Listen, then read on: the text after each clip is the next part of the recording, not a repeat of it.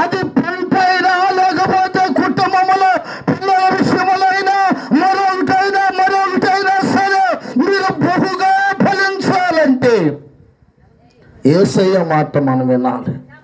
యేసు మాట మనం వినాలి. యేసయ్య దగ్గరికి రావాలి అంటున్నారు కదా. వచ్చి బోధ కూడా మేము అడిగిందల్లా నువ్వు ఇస్తావు కదయ్యా. ఇస్తాడా ఇవ్వడా? ఇస్తాడు ఆయన. సుధా లూకాసు సువార్త 1వ అధ్యాయము 37వ వాక్యాన్ని చదవక తొందరగా. 37వ వాక్యం అమ్మా. దేవుడు చెప్పి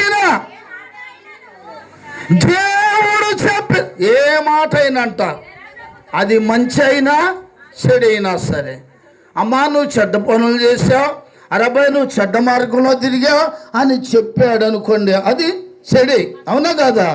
ఒకవేళ మంచి అయితే మంచిది. దేవుని స్తోత్రం, హల్లెలూయా. కాబట్టి పిల్లరా, దేవుని యొక్క సన్నిధిలో అందుకే ప్రభు యొక్క వాక్యం ఏడుందంటే, అయ్యా మేము నీ దగ్గరికి వచ్చాం కాబట్టి నువ్వు అడిగిందల్లా ఇస్తావు కదయ్యా. దేవుడు చెప్పిన ఏ మాట అయినాను నిరర్ధకము కాదు. దేవునికి స్తోత్రం చెప్పాక హల్లెలూయా చెప్పమ్మాయి, హల్లెలూయా చెప్పు. ప్రభు యొక్క సన్నిధిలో పిల్లరా, నిజముగా దేవుని మాట మనం విన్నట్లయితే మీరు బహుగా ఫలిస్తారు. ఉందా వాక్యంలో?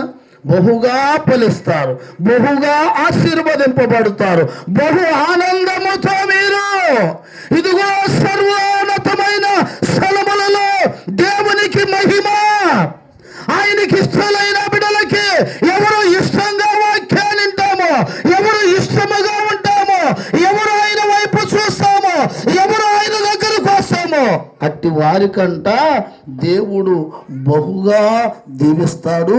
గర్భఫలము కానీ, అది పంట ఫలము కానీ, మరి ఒకటి కానీ దేవుడు ఆశీర్వదిస్తాడు. దేవునికి స్తోత్రం.